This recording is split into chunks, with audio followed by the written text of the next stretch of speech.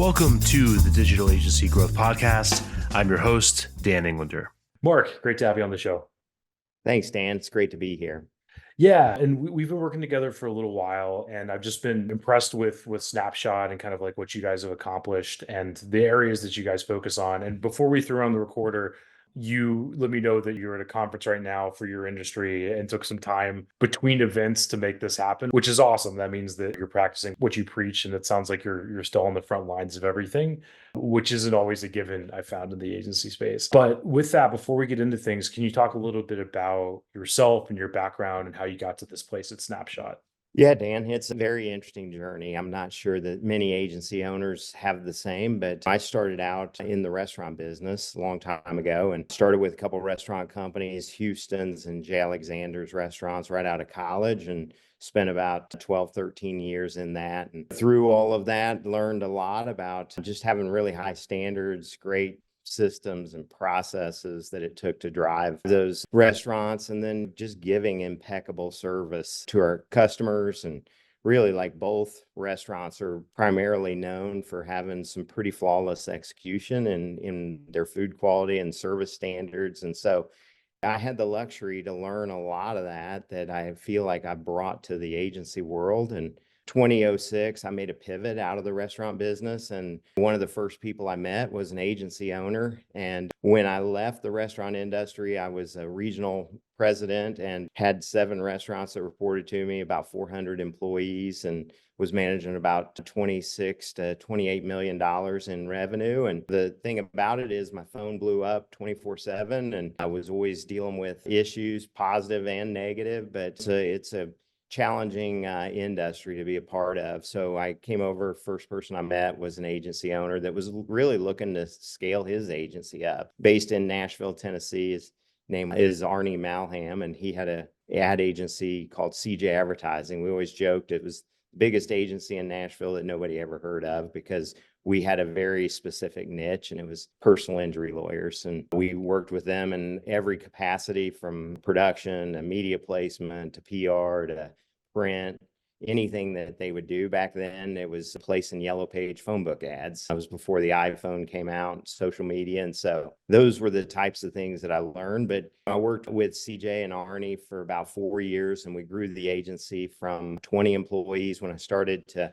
about 85 when I left in 2010. And the reason for leaving is we just saw that video was becoming a huge component of the web, and everybody needed to tell a story, and we were really good at it. So we launched out, and again, probably unlike a lot of other agency owners, we didn't have any clients. We didn't really have a business. We just had some equipment, and we went out and we started producing video content. And it was executive bios at first, where we're letting an executive tell their story of why you do business with them, what about their business, what separates them from their competitors. And that quickly turned into other items like websites, because every time we would shoot and edit a video, the first question was, where do you want this video? And it was usually on their website. And so the first question was, wow, you made that really easy. Do you do websites? And so in the early days, we started building WordPress websites. We were shooting and editing executive bio videos, much lower cost point than where we're at today, but that's how everybody starts out, and you learn the pricing models. And then we ventured into some animated videos, because we had clients that had a very interesting product and it may take them 15, 20 minutes to explain it. And we boiled that down to about 30 to 45 seconds and did an animation. And so that's a little bit about like how I got started in the business and then what got me to like Snapshot today. And I'll tell you definitely a lot more about that journey through the podcast. That's great, Mark. I appreciate how in depth you got on everything, and that's cool. And I want to get to more topical, hopefully useful stuff for people, but I'd love to do a sidebar on the restaurant industry, which I find to just be like endlessly fascinating. We all go to restaurants, people have opinions on restaurants. And I think that if you go to enough restaurants, you kind of know if somebody's onto something. You know, when you walk in, you sit down, sometimes there's that sixth sense you get, or like a je ne sais quoi, right, about a restaurant. Can you talk about that a little bit? Like, what did you learn about the restaurant industry? I think you guys are still working with restaurants sometimes. Like, what do you think makes for a successful restaurant based on your experience there? Maybe that's a big question, but I'll leave it at that. I think it comes down to a few things. I mean, it was interesting because an early mentor in the restaurant industry said, Mark, there's only three things that it takes to be successful, and it's location, location, location. So if you have that, the next things that it takes really in the restaurant industry to be successful is great service. And a lot of times that comes down to knowledge, that comes down to speed at which you greet the tables, you get the food out of the kitchen to the tables. Those lag times, typically people relate to, boy, this is bad service. And so the service quality is going to be very important. And then also the food quality. But what I found is that if the food could be absolutely like amazing and flawless in a restaurant, but it always comes back to the service. If you, and it's probably very relatable to the agency world too, in that the quality of the service that you're going to provide to the clients, and that's knowledgeable staff, that's execution of the deliverables, that's impeccable communication along the way, that's bringing them into the journey. All those things are very similar, the correlation between the restaurant business and the agency world. Yeah, I can imagine. And it's funny how tough it can be operationally running an agency or running a digitally focused service business, let's say. But compared to running a large restaurant, I'm sure it seems like it would be nothing just based on like what you hear about with staff turnover at a restaurant and all the complexities that go into that. And so can you talk more about that? Like what operational lessons did you take from the restaurant space that you might apply running an agency these days?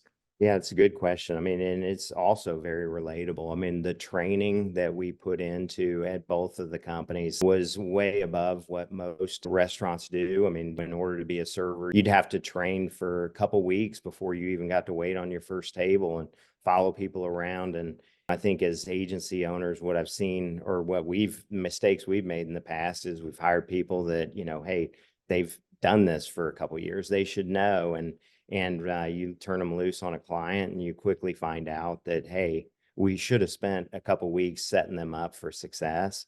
And so training is a huge part of it. And then systems and processes just in the restaurant industry. I mean, everything has to be processed out to the way you provide service, the way you clean the bathrooms, how often, the way you walk through the dining room and you pick up trash off the floor, where clients don't look at it and say, wow, if it's this dirty out here, what's it like in the kitchen?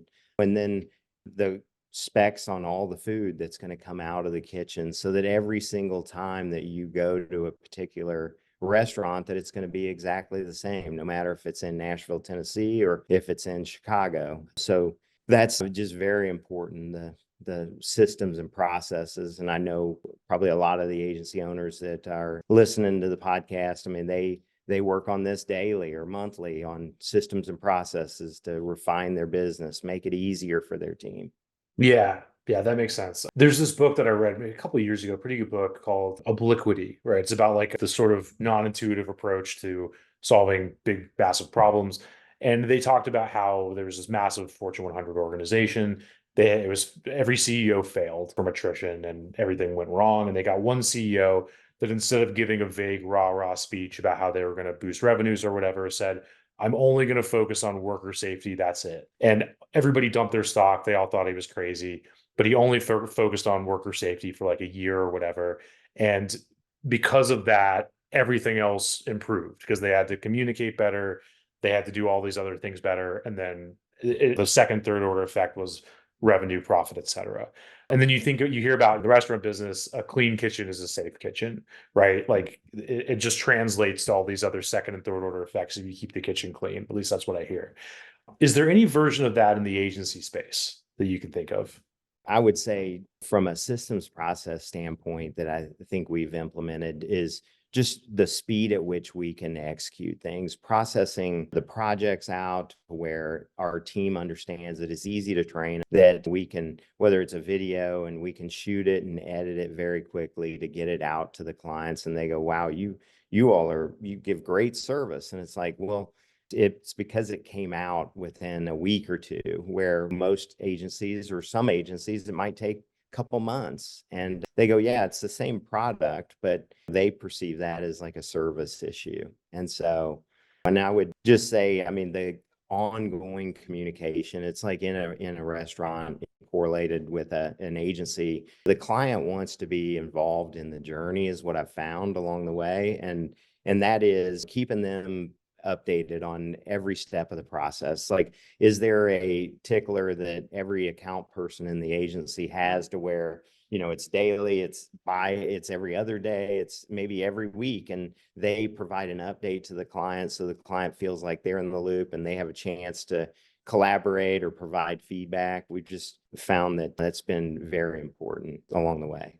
Yeah, I think that's the thing that I kind of glommed onto there was speed of delivery, right? And I think a lot of the times we're all prone to add stuff and to make things better when really like you could probably deliver less but do it faster and that would create a better outcome for people across the board, whether it's somebody getting a cheeseburger or $100,000 website, right? So I think that makes a lot of sense. To kind of bounce back to where we were, so can you talk about the next rung of the ladder? So I think where we left off, maybe it's 2010 or sometime after, you're making executive videos. Where did you guys go from there? Yeah, Dan, for 5 years, I mean, we spent 5 years growing a product company. We had three products. We had videos, we had websites, we had animations, all of which grew significantly over that time. And we built a sales team around it, and we kept adding salespeople because we knew, boy, if you added a salesperson in a year, they should be able to produce X amount of revenue. And all along the way, we were very successful. We grew it to a few $1 million agency. I think we were about 3.5 million after 5, 6 years. And what I found along the way is that project-based work was very difficult. You had to go get it every single month, which is we had to keep adding salespeople into the pipeline so that then we can keep the pipeline full. So our production team kept getting fed. And so we learned a lot through that and learned a lot about the sales process, things that we didn't know early on. And then we started to pivot in probably like 2017, 2018. We started to work with bigger and bigger clients, and they were asking us, hey, Mark, don't just sell me a video. Give me a strategy around a year, and how many videos should I do? What should they be about? What kind of budget should I anticipate? And then how does that relate to all of our other marketing efforts that we're doing? And so that's when we really started to figure out, wow, clients will pay for this. And there's a retainer model here. And instead of having to go get that revenue every single month, people will pay, and there's some consistency there. And I'm sure a lot of your listeners probably learned that much, much earlier than we did. But that was kind of the pivot to really going after more retained work and working with bigger clients. And then we started to pivot into more strategic, where we were starting to lean into branding as our creative team and our storytelling team continue to evolve. We started to lean into branding. So logos, logo marks, messaging, color palettes. Then we took that onto the online, which is their website. Now it was marketing automation and CRM implementation that we were doing. And so that's really where we're at today, is that most every engagement that we have starts out with that strategy session that then leads into all that. And then beyond the launch of the site and any of the other marketing collateral that we're doing up to that point, then we lean in and we execute along the way, very similar to a bigger strategic agency. And so our team executes most of the marketing deliverables that a client would ask for. Yeah, that makes a lot of sense. And it's funny with sort of retainer recurring versus project based. I've sort of seen it bounce back and forth in terms of what's popular, right? It seems like there was a while where, of course, everybody wants recurring revenue, but the starting points have changed because I think at one point what we saw is a lot of brands would be like, great, I have to get into this infinite loop retainer with you. And is there a starting point to kind of get engaged? So can you talk about that a little bit? Like, how are you typically getting over that objection with clients, and how do you typically like to get started with new people you're bringing on? I mean, with starting out with new clients, I mean, we love to go through a strategy session, and really, like, it is going to save the client money, even though there's a cost up front to go through it. But it allows us to understand their business much better, where their vision for their business. Are they looking to double their revenue in the next couple years? And then what does that equate to in the cost per acquisition of a client? And then what's that client going to be worth for them? And so we know how many clients we've got to go get for them. And so we can start to put together a really good plan around that. And so that's normally like where we're going to start. We've just found that we have about, I would say, 100% of like acquisition from that strategy session to the ongoing work. When you step in, you do a really good job and you kind of lay out the roadmap for where we want to take it. And through that entire process, Dan, I mean, it's going to be very collaborative with our clients. And so they get to be a part of that journey. And then I think we probably have about 60% of our revenue today is going to be reoccurring, and 40% is going to be project-based work. And that project-based work might be everything from a complete rebrand that, hey, we've got an internal team and they're going to execute it. We just really need this strategy. Or, hey, we've already got the brand and it's established and we're not looking to really change anything there. We just need some augmentation of our team with some expertise in different areas of the marketing. And so we'll lean in and we'll help support teams doing either digital or maybe it's social, whatever the client needs. And so they can come in however it makes sense for the client. We don't try to push one size fits all for everybody. That makes sense. And so correct me if I'm wrong on anything. I don't want to put any words in your mouth, but it sounds like you guys kind of went from being a video focused agency to adding on more services and that sort of thing and becoming more of this overarching strategic shop. In the context of the latter, where you're doing much more services and going wider, how do you focus on differentiating, at least from the top of the funnel? So if they're like, okay, great, Snapshot's doing this, but there's all these other agencies that say they can build websites and do video and do CRM implementation. How do you guys kind of differentiate yourselves at this point? That's a great question, Dan. I mean, one, I'm sure every agency owner that's listening to this, it focuses on a very similar thing, but it's the relationship with the clients. I mean, we try to get in very deep with them so they don't view us as a vendor, they're viewing us as a partner along the way. And that's really the types of clients that we do the very best with, or clients that do view us like that. And then I think the other is just that we work very well. Like, I think this may come back to the restaurant industry, is we work well with other agencies where it's not going to become an issue for the client, which really, like, when two agencies get into a competitive situation, they're working with a client, really the client's the only one that suffers, is what I've found. And so we try to be very seamless with other agencies, very collaborative, the same that we do with our clients. And I think that's been a differentiator. And then just we, of course, always focus on the quality of the work and the quality of the results that we're getting for the clients. I know there's other agencies that do that, and I know there's other agencies that say they do it and they probably don't do it as well. And so I feel like we're at a really good spot where we can show the client the results and it makes sense. And we direct it all the way back to their goals where they're looking to double their revenue, and we can see that we contributed 60% of that growth or 70%.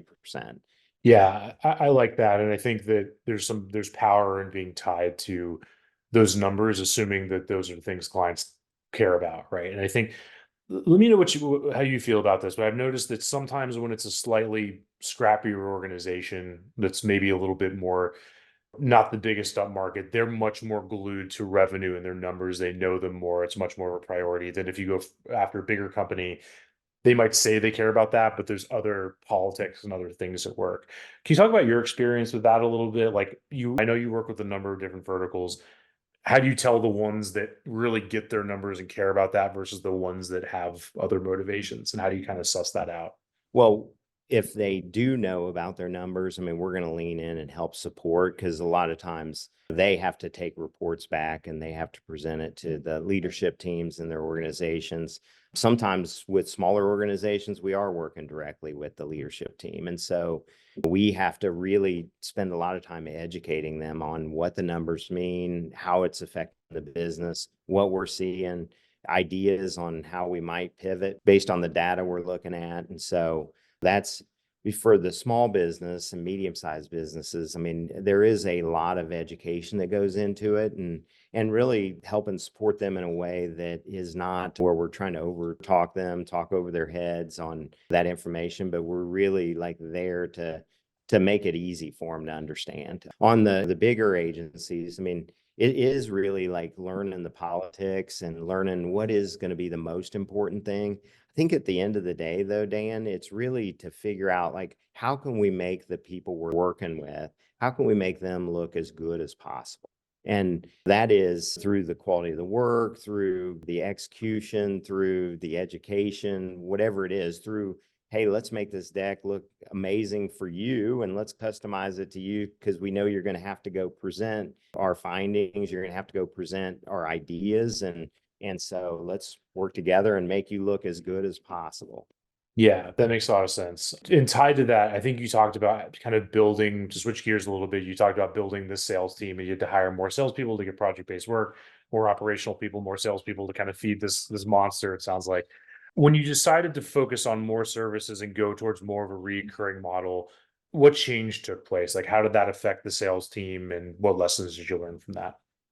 In the early days, we had a lot of just amazing people. So they were really good. They were more generalist salespeople. They were out at every networking event. They were making calls. They were talking about our products, but really they weren't specialized like today. When we started to really pivot to a niche, and that was, we've got three fairly big niches that we lean into, one of which is going to be healthcare, and it's very specific to behavioral health. We have worked with payers and providers as well. So we've got a really good knowledge there, and we've got some industry experts that really, they don't even have to sell. They just talk about what they do and what they know. And the client goes, I want to do business with you all based on just the expertise there. We also have banking and financial services, fintech companies. We do a lot of work in that vertical. And so having a person there that knows the struggles that a community bank or a credit union's going through, knowing what the high interest rates are going to mean to this year's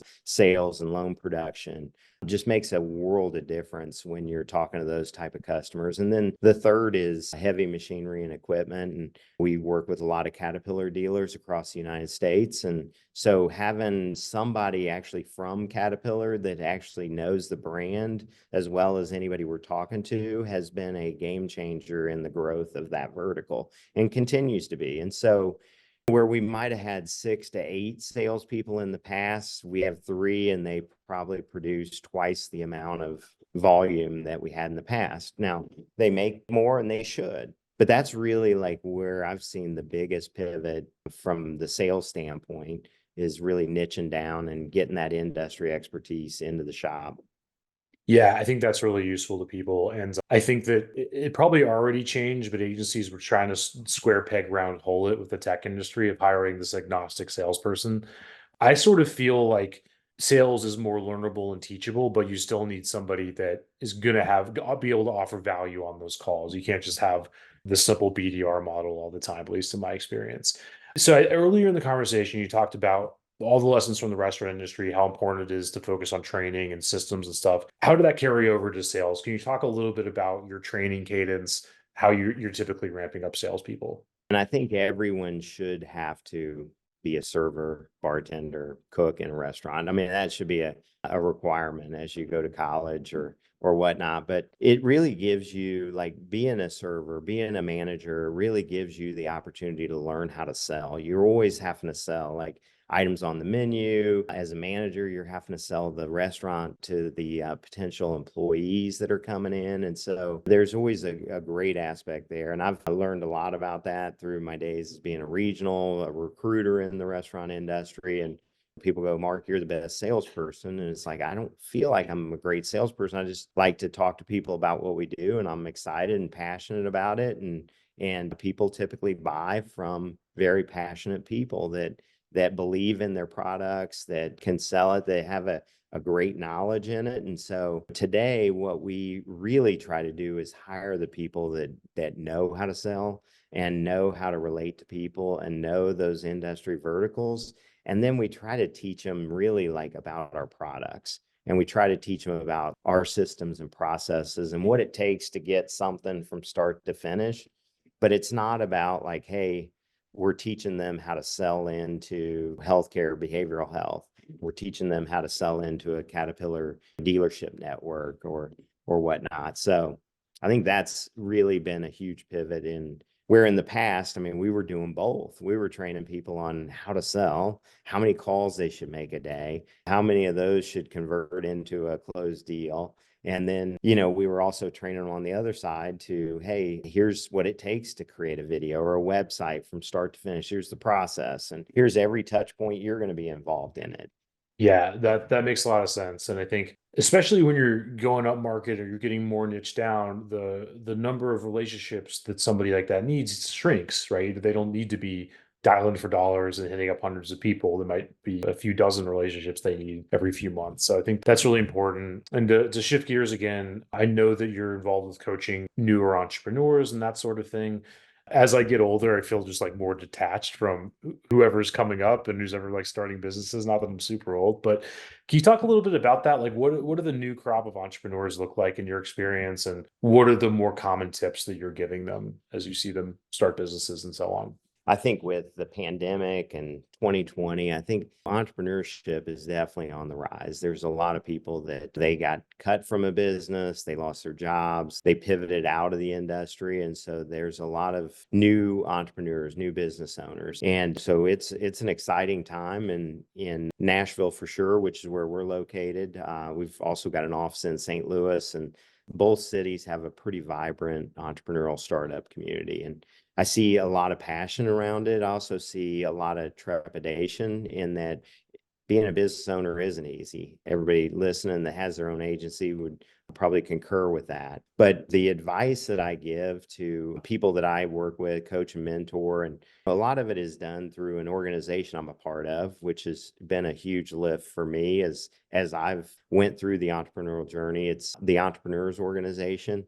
And so I'm a part of that in Nashville. And we have a program called Catalyst, and it's really for entrepreneurs between 250,000 to $1 million. And the goal is to work with entrepreneurs that have been there and done that, made all the mistakes, and they can help those entrepreneurs get over the $1 million mark to become EO members.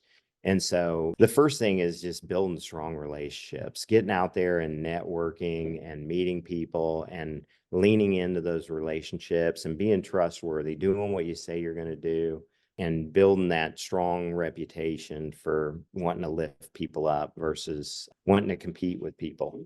I think a second thing that I typically talk about is just the need for like continuous improvement. Like, learn, go out and listen to podcasts, read self-help books, read leadership books, really fill your mind up with great insights and beyond the podcast. I mean, don't just watch YouTube videos all day or TikTok or Instagram. So I think there's a lot of fake entrepreneurs on there that are trying to sell a service versus really they've been there and done that, which is why like I try to lean into great podcast and great books. And then the last thing is, which has really got us where we're at today, is setting clear goals and doing strategic planning, not just with the entrepreneur, but also with their team and involving their team in that so that we can set a clear vision for where we're going. We can set milestones every year for these are the 4 top goals that we have to accomplish, and then breaking that down by quarter. And here's all the rock that we have to accomplish in order for these goals to get done by the end of the year. And so we've used a methodology called scaling up. When we started, it was Rockefeller Habits, and we've been in business for this will be our 14th year. And so 4 times a year for 14 years, we've taken our entire team away every quarter to do strategic planning. And what's been amazing along the way is that a lot of some of the biggest things that we've done as a company have been done by just anybody within the organization. It could be a project manager, it could be a video editor, it could be a web developer, and they came together and formed a team, and they got our first project management tool in the organization, and they trained everybody on it. And it's one of those that as the owner, it may have never gotten done, but that planning and that strategy for your own business is going to be very important. Yeah, that's cool. And I know we're kind of getting towards the end of our time, but would you mind digging into that a little bit? Like what's your quarterly planning process look like? How do you set that up with a team to actually get results from it? So we send out a survey of things that are going right in the organization, things that are going wrong, things we need to work on. We have everybody in this survey will have what are the top three things you think we should go do as an organization in the next quarter based on our annual goals. And then what are three things that each individual could go do to help the company move forward. And so we spend the day talking through all the information that we get. Of course, we summarize that down and then we start to set goals throughout the day. And that's our quarterly goals. And typically we're going to stick to somewhere between 3 and 5. I've just found that when you get the 5 to even more, that you almost never get them all done. And it becomes more of a demotivator than really that motivator we're looking for. And then through the day, we're going to set the quarterly goals, and then every person within the organization will come out with 2 goals for themselves personally that align to those goals. And then we use a software called Align, and it tracks all the goals. So every day we can look in there and it's red, yellow, green on where they're at with it. And there are times through that we've had to be very flexible and go, hey, priorities changed and we need to pivot. And we don't want to get to the end of the quarter and you're going to report and you're going to say, I didn't get it done and feel like a failure because the business pivoted. But what I found, Dan, is just that the amount of ownership that comes out of that from the team, they know they're a part of it. They know it's important to me. And it's just been very profound over the years. Yeah, I think that's really helpful and appreciate you sharing. Because I think with like a lot of quarterly goal setting frameworks, they can become very overwhelming very quickly and they can create lots of busy work and that sort of thing. So it sounds like you sort of made this your own. That's Yeah. great. And It's simplified a it. methodology that you use called scaling up. There's EOS, there's other agency owners I know that use that. There's other methodologies, but we've just really learned this process. No, that's great. And it seems like even no matter what you choose, if you have something, some process every quarter, that can get you pretty far. So Mark, this has been so great. I guess kind of getting towards the end of our time. Like, what are you excited about? What are you working on in the next 3 months at Snapshot? We're continuing to refine down the industry verticals. We're working on a couple acquisitions that will help us get into some other niches or even from a talent acquisition standpoint, help bolster up some of our service lines. And so that's exciting work that we're doing. We're also looking at a couple geographic expansions over, it's not going to be in the next 3 months. Everybody's probably like, how are you planning on getting all this done? But over the next year, we're looking at a couple markets that we'll probably choose one of the two to expand into, put an office based on the client volume that we have in those markets and building a small team that hopefully will become a much bigger team in that market. And then we always work on getting the right people in the right seats. And we've spent a lot of time over the last couple of years doing that. And I feel like we're at the best spot we've ever been in the company to be able to do that and to have the right people in the right seats everywhere in the organization. So Yeah, it makes everything else easy if you can nail that one big thing. So that's awesome, Mark. And finally, where can people go to follow what you're up to and get in touch and all that good stuff? yeah, you can follow me on LinkedIn. And then the company website is www.snapshotinteractive.com. And again, we're based in Nashville, Tennessee. If anyone from your listener group has a question, love to answer it, love to collaborate or talk, and love to be a part of somebody else's journey that's listening. That's great to hear. And we'll have to get you back on to talk about expanding new locations and all that stuff once the dust is settled. So Mark, thanks so much for your time. Appreciate it. Yeah, thank you, Dan.